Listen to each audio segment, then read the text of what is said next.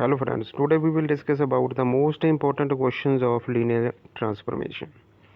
सबसे पहला क्वेश्चन है हमारा, consider the basis s equal to u v डबल यू। जो हमारे पास तीन बेसिस हैं, वेयर यू की वैल्यू दी है 111, वी की वैल्यू 110, डबल यू की वैल्यू 100 और एक हमको ट्रांसफॉर्मेशन दी गई है t from are cube to are square such that t of u 10 दिया है, टी ऑफ वी 2-1 दिया गया है और टी ऑफ डबल यू 4-3 दिया है।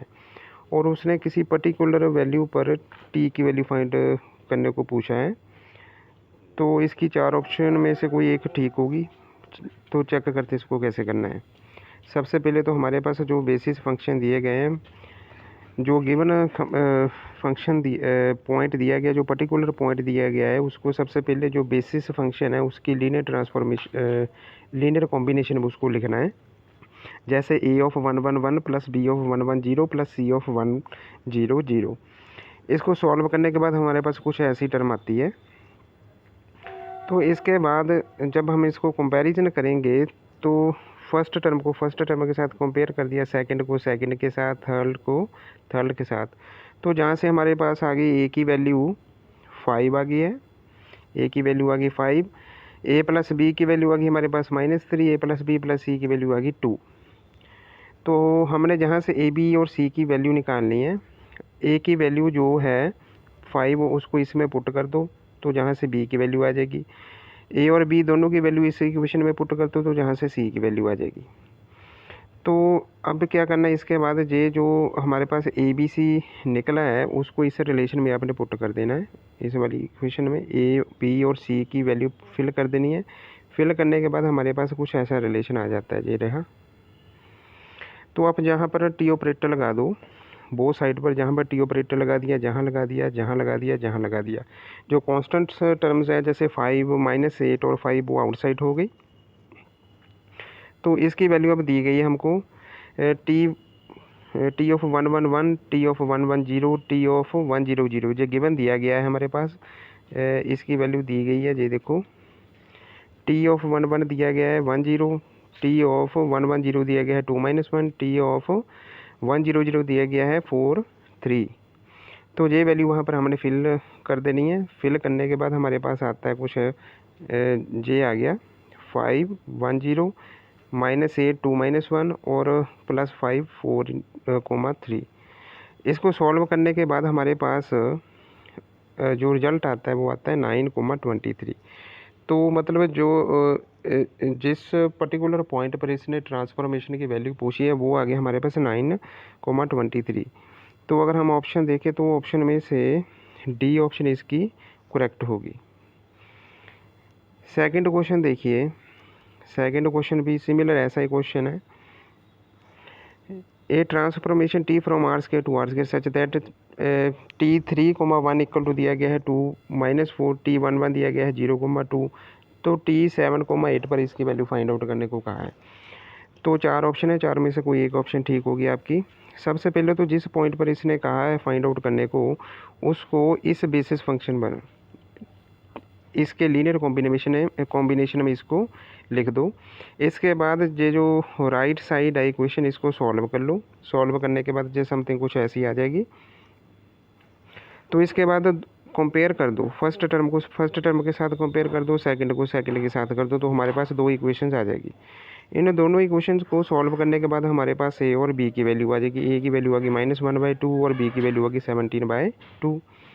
तो ये दोनों की दोनों वैल्यूज है जो उसको इस रिलेशन में फिल कर देना। इस वाले में ए और बी की वैल्यू जब फिल कर दोगे तो हमारे पास आ गया कुछ ऐसा, ये चीज़ आ गई हमारे पास।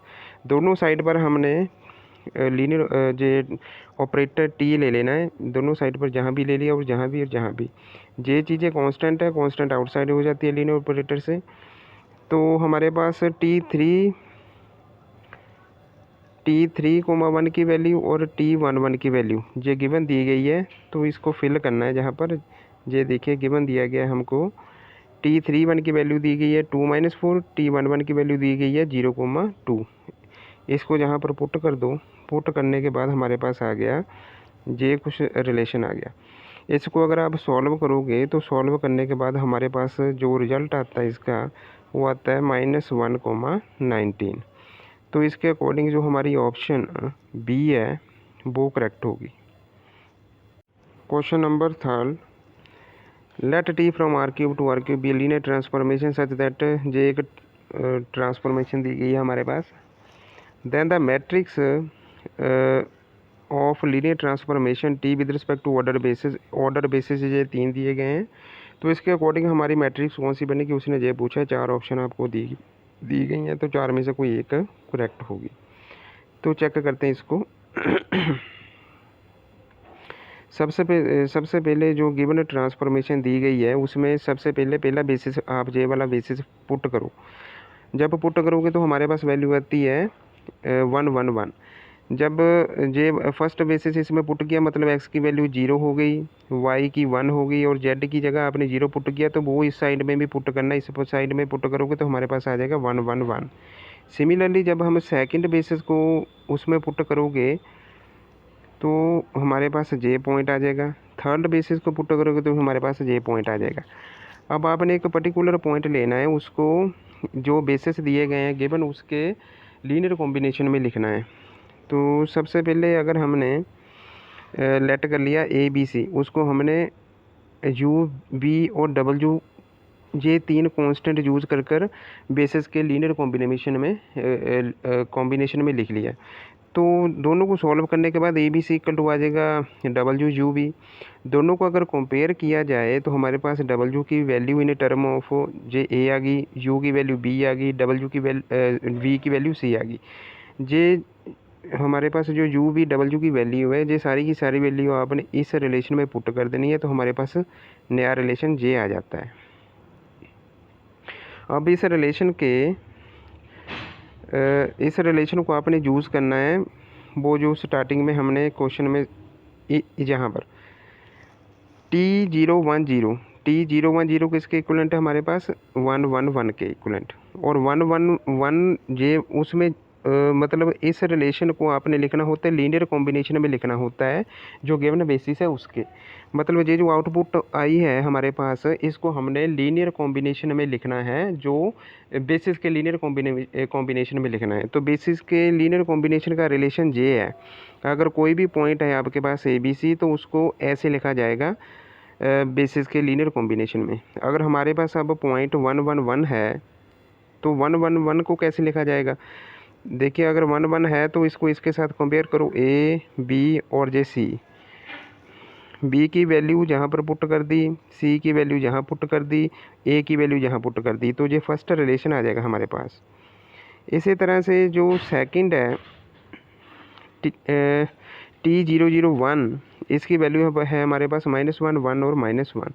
इसको भी हमने लीनियर कॉम्बिनेशन में लिखना है जो हमारे पास बेसिस फंक्शन है। तो रिप्रेजेंट करने का तरीका जहाँ हमने बना लिया है, भी 3 कोई भी वेक्टर हैं उसको बेसिस के लीनियर कॉम्बिनेशन में कैसे लिखा जाता है, जहाँ पर इस रिलेशन में ये डिस्कस हो चुका है। तो सिमिलरली जहाँ पर ए की वैल्यू आपने -1 पुट करनी है, बी की वैल्यू 1 और सी की वैल्यू -1 पुट करनी है, तो ये सेकेंड रिलेशन आ जाएगा। सिमिलरली अगर T100 फाइंड आउट करना है तो इसकी वैल्यू 110, और 110 को अगर आपने लीनियर कॉम्बिनेशन में लिखना है तो वो जे रिलेशन होगा। ए की जगह आपने 1, बी की जगह 1, सी की जगह आपने 0 पुट कर देना है इस वाले रिलेशन में, तो हमारे पास ये थर्ड इक्वेशन आ जाएगी। तो ऐसे हमारे पास अब 3 इक्वेशन आ गई हैं, जे वाली 3 इक्वेशंस, तीनों की तीनों जो है वो लीनियर कॉम्बिनेशन ऑफ बेसिस से बनी हुई है। तो अब जो मैट्रिक्स आएगी इसकी वो होगी, देखो जो बेसिस के आगे वाले जो कोफिशिएंट है ना, जे 1 1 और 1, ये लिखेंगे हम सबसे पहले जहाँ पर फर्स्ट रो में।